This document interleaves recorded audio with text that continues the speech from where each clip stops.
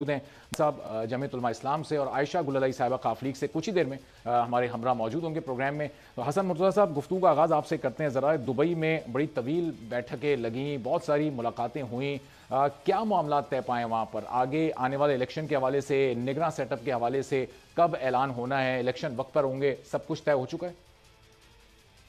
बहुत शुक्रिया जी। देखिए, कुछ चीज़ें जो हैं वो कबल अज़ वक्त होती हैं, उनका ये बताना कि वहाँ पे क्या क्या तय हुआ, लेकिन ये सियासत का हिस्सा है। आप जब इलेक्शन में जा रहे हो तो उससे पहले निगरान सेटअप बनना होता है। निगरान सेटअप पे भी इत्तेहादी जमातों से मशावरत और वो सारा जो अमल है वो होना ज़रूरी है और वो होना भी चाहिए।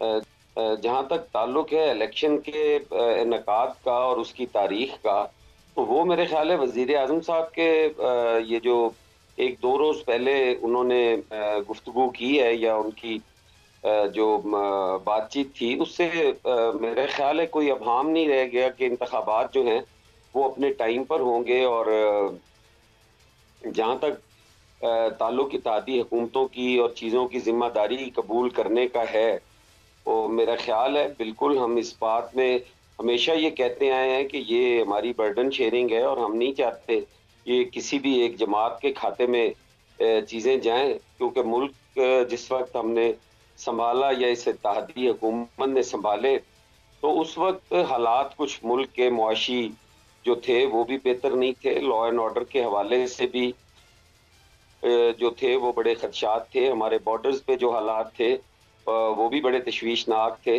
और ख़ास करके जो हमारी खारजा पॉलिसी थी उसके नतीजे में हम अपने दोस्तों से, जो हमारे बड़े पुराने दोस्त और जिनका रिश्ता हमारे साथ बड़ा मजबूत रिश्ता था, जैसे चाइना है, ईरान है, सऊदी अरेबिया है, वो भी कुछ ठीक नहीं थे। और इन हालात को देखते हुए इस इत्तेहादी हुकूमत ने एक आईनी इकदाम के जरिए हुकूमत बदली। और बेशक जो भी हुकूमत नो कॉन्फिडेंस की सूरत में आती है तो वो इतनी मजबूत नहीं होती।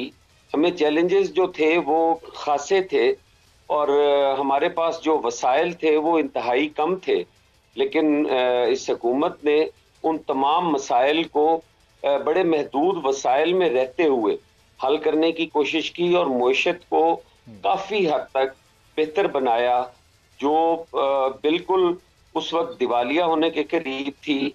और शायद हसन साहब, ये साबका आप कह हुकूमत रहे हैं कि ने महदूद वसाइल में कोशिश की हुकूमत ने तमाम मसाइल को हल करने की। जो बुनियादी अवामी मसाइल थे, यानी आप उसमें महंगाई को ले लें, आप उसमें बेरोजगारी को ले लें, उसमें आप जो इस वक्त बिजली के रेट, गैस के रेट जिस तरह से बढ़ रहे हैं उसको ले लें, इनमें से क्या क्या हल करने में आप कामयाब हो गए इस मुख्तसर दौरानिए में? देखें आप